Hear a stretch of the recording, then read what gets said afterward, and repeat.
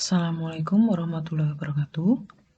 Pada kesempatan kali ini kita akan membahas materi tentang kaidah pencacahan. Untuk lebih jelasnya, di sini nanti kita akan bahas beberapa permasalahan yang bisa kita selesaikan dengan metode kaidah pencacahan. Di sini ada materi diskusi. Yang pertama, Ani mempunyai 3 pasang sepatu yang berbeda. Kita beri nama S1, S2, S3, dan mempunyai 5 kaos kaki yang berbeda. Kita beri nama K1, K2, K3, K4, dan K5.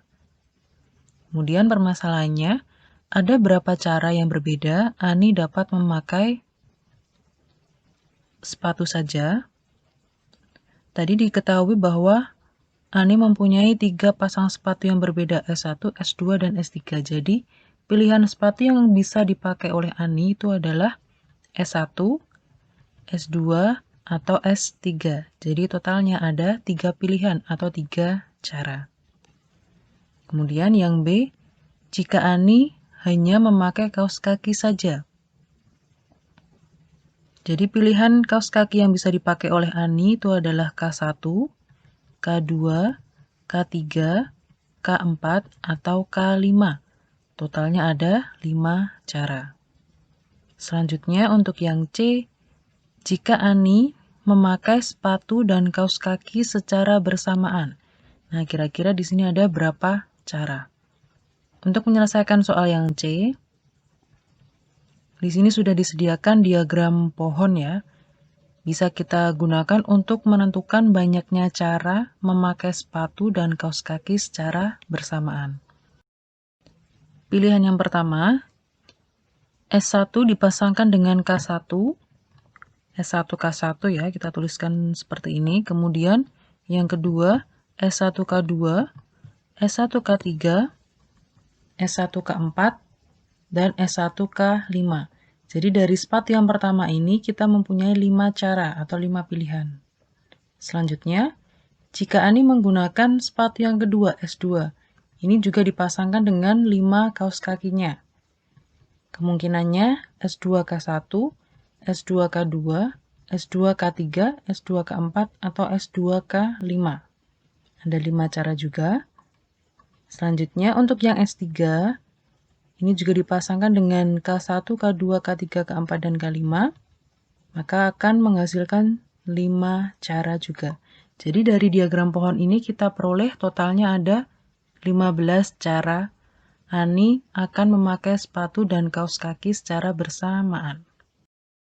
Nah, selain dengan diagram pohon, masalah ini sebenarnya bisa kita selesaikan dengan cara yang lain, yaitu sebagai berikut. Tadi diketahui bahwa banyaknya cara memakai sepatu saja itu ada 3 cara ya. Dan banyaknya cara memakai kaos kaki saja ada 5 cara. Jadi, banyaknya cara memakai sepatu dan kaos kaki secara bersamaan, itu cara menghitungnya sama dengan cara memakai sepatu saja, diketahui 3 tadi, dikali dengan cara memakai kaos kaki saja, yaitu 5 cara. Jadi cara menghitungnya tinggal dikalikan 3 dikali 5. Hasilnya ada 15 cara. Sama ya dengan cara menentukan dengan diagram pohon tadi. Jadi cara atau metode yang kedua inilah yang disebut dengan kaidah pencacahan atau sering juga disebut dengan aturan perkalian. Selanjutnya untuk masalah yang kedua, antara Jogja dan Solo dilayani 5 travel yang berbeda. Pak Ahmad pergi dari Jogja ke Solo dan kembali ke Jogja. Dengan membuat diagram pohon, tentukan banyaknya cara yang berbeda Pak Ahmad dapat memilih travel. Bila Pak Ahmad tidak memilih-milih travel, atau setiap travel boleh digunakan. Dalam kasus ini bisa kita gambarkan rutenya sebagai berikut ya. Jadi dari Jogja menuju Solo dan kembali lagi ke Jogja. Tadi diketahui bahwa dari Jogja ke Solo itu bisa menggunakan 5 travel. Di sini kita tuliskan T1, T2, T3, T4, dan T5. Dari Solo ke Jogja juga sama ya, menggunakan 5 travel, T1, T2, T3, T4, dan T5. Nah, misalnya Pak Ahmad berangkat dari Jogja ke Solo itu menggunakan T1, maka nanti pulangnya dari Solo ke Jogja itu ada 5 pilihan. Jadi bisa menggunakan T1, T2, T3, T4, atau T5. Misalkan Pak Ahmad menggunakan T2 saat berangkatnya, pulangnya nanti bisa menggunakan T1, T2, T3, T4, dan T5 juga. Jadi totalnya ada 5 cara juga. Jika berangkatnya menggunakan T3, pulangnya juga bisa menggunakan 5 travel, T1, T2, T3, T4, T5. Begitu juga untuk yang T4, nanti ada 5 cara, dan T5 juga 5 cara. Jadi totalnya banyaknya cara memilih travel yang dipilih oleh Pak Ahmad jika tidak memilih-milih travel atau setiap travel bisa digunakan, itu adalah 25 cara. Ini kalau kita selesaikan dengan diagram pohon. Sekarang kita coba dengan kaidah pencacahan, ya. Oke, di sini kita selesaikan dengan kaidah pencacahan. Yang pertama, banyaknya cara memilih travel dari Jogja ke Solo, tadi ada 5 cara, yang kita misalkan sebagai T1, T2, T3, T4, dan T5 ya. Kemudian untuk yang banyaknya cara memilih travel dari Solo ke Jogja, juga sama, 5 cara. Jadi, banyaknya cara memilih travel dari Jogja ke Solo dan kembali lagi ke Jogja, tinggal kita kalikan. 5 dikali 5. Hasilnya ada 25 cara. Ini kalau kita selesaikan dengan kaidah pencacahan. Seperti ini. Untuk yang B, ini kasusnya masih sama ya. Pak Ahmad berangkat dari Jogja ke Solo dan kembali lagi ke Jogja. Tetapi kondisinya berbeda. Untuk yang B di sini, Pak Ahmad tidak mau menggunakan travel yang sama ketika berangkat dan pulang. Untuk pilihan travelnya masih ada 5, T1, T2, T3, T4, dan T5. Yang pertama, misalkan dari Jogja ke Solo, Pak Ahmad menggunakan T1, maka nanti pulangnya dari Solo ke Jogja, Pak Ahmad tidak akan menggunakan T1 lagi. Jadi tinggal 4 pilihan, T2, T3, T4, dan T5. Jika Pak Ahmad menggunakan T2 saat berangkat, maka nanti pulangnya T2 tidak akan dipilih lagi. Jadi pilihannya tinggal 4 juga, T1, T3, T4, dan T5. Begitu juga untuk yang T3. Jika berangkat menggunakan T3, pulang tidak akan menggunakan T3 lagi. Jadi ada 4 pilihan, T1, T2, T4, dan T5. Untuk T4 juga sama ya. Ada 4 pilihan. Untuk yang T5 juga ada 4 pilihan.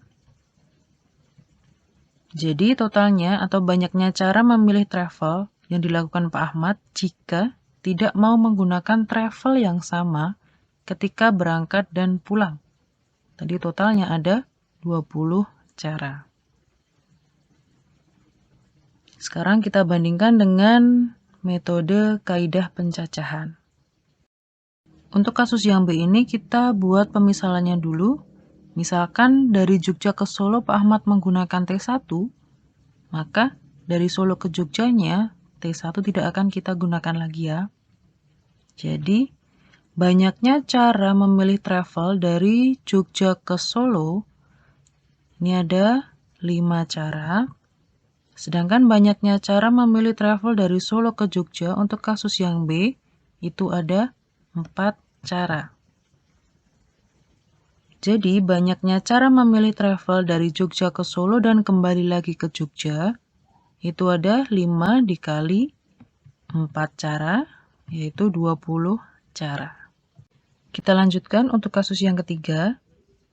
Pada pemilihan pengurus OSIS, terpilih 3 kandidat, yaitu Abdul, Benny, dan Cindy, yang akan dipilih menjadi ketua, sekretaris, dan bendahara.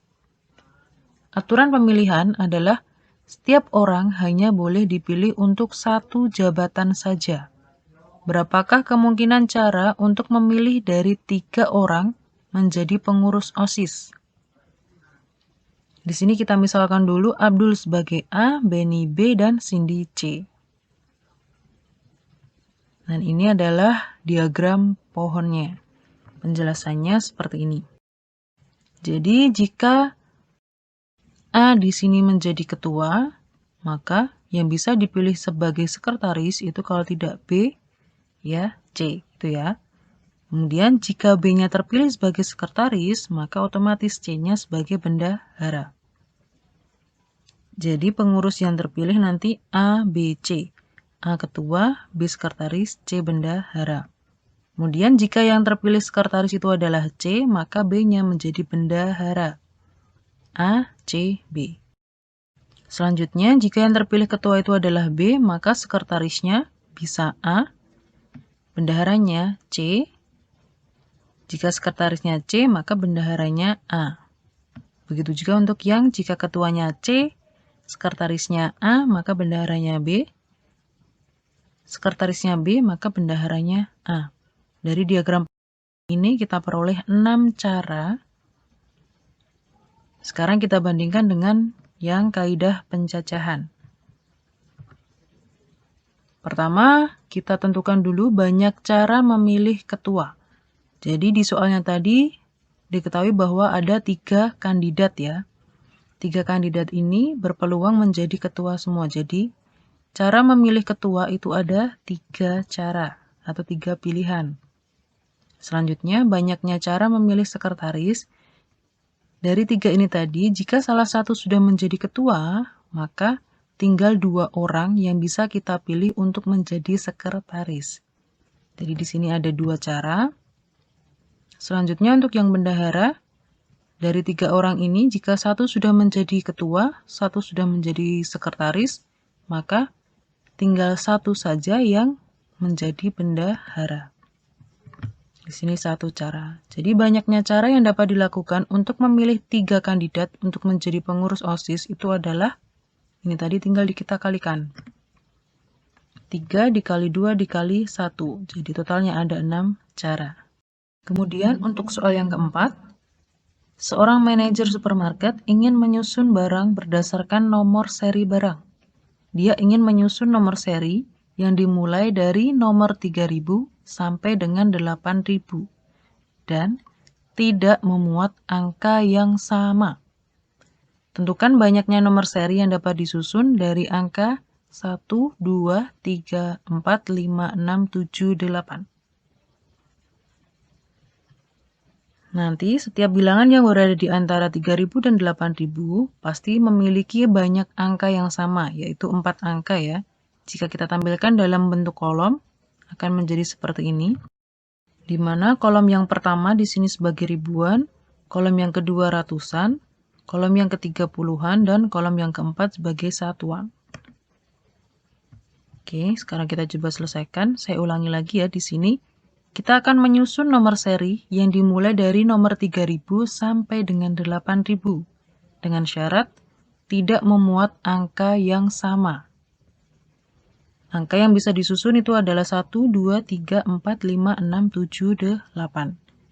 Kita mulai dari yang ribuan. Untuk mengisi ribuan itu hanya dapat diisi angka 3, 4, 5, 6, 7. Jadi, di sini ada 5 cara untuk mengisi ribuan. Dari jumlahnya ini tadi ya, 1, 2, 3, 4, 5. Jadi ada 5 cara. Kita tuliskan di sini 5 cara. Nah, kenapa di sini hanya ada 5 cara? 1, 2, dan 8, kenapa tidak bisa kita masukkan ke ribuan?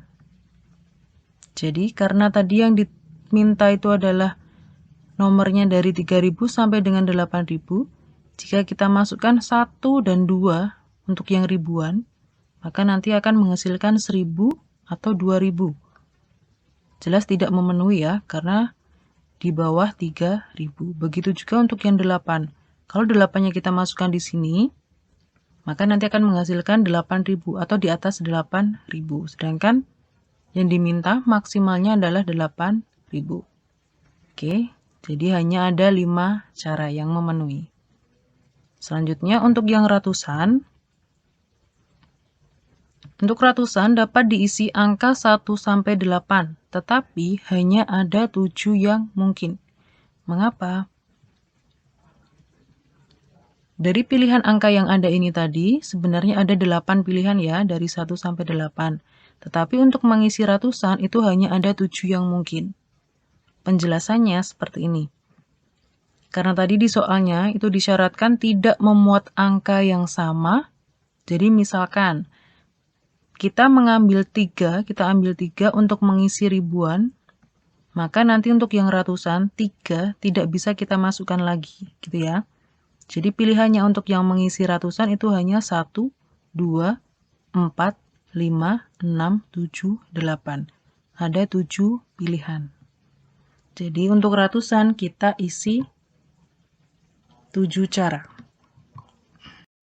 Sedangkan untuk yang puluhan dapat diisi angka 1-8, tetapi hanya ada 6 angka yang mungkin. Penjelasannya seperti tadi untuk yang ratusan. Karena sudah diambil 1 angka untuk ribuan dan 1 angka untuk ratusan, maka untuk mengisi puluhan tinggal 6 cara. Untuk yang satuan juga sama. Tinggal 5 cara. Jadi, sudah diambil 1 untuk ribuan, 1 untuk ratusan, 1 untuk puluhan, jadi sisanya tinggal ada 5 angka atau 5 pilihan yang bisa kita isi untuk mengisi satuan. Oke, jadi banyaknya susunan nomor seri barang yang diperoleh itu adalah 5 cara dari sini tadi, dikali 7 cara, dikali 6 cara, dikali 5 cara. Totalnya ada 1050 cara. Dari beberapa contoh yang tadi kita bahas, kita peroleh kesimpulan yaitu sebagai berikut untuk aturan perkalian atau kaidah pencacahan. Jika terdapat K unsur yang tersedia, dengan N1 itu adalah banyak cara untuk menyusun unsur pertama, N2 adalah banyak cara untuk menyusun unsur kedua setelah unsur pertama tersusun. N3 adalah banyak cara untuk menyusun unsur ketiga setelah unsur kedua tersusun, dan seterusnya sampai NK itu adalah banyak cara untuk menyusun unsur KK setelah objek atau unsur sebelumnya tersusun. Maka banyaknya cara untuk menyusun K unsur yang tersedia itu adalah N1 dikali N2 dikali N3 dikali dan seterusnya sampai dikali NK. Selanjutnya, agar kompetensi kalian lebih berkembang, bisa kalian kerjakan tugas kelompok atau tugas mandiri pada modul pembelajaran matematika sebagai latihan ya. Sekian, terima kasih, semoga bermanfaat. Wassalamualaikum warahmatullahi wabarakatuh.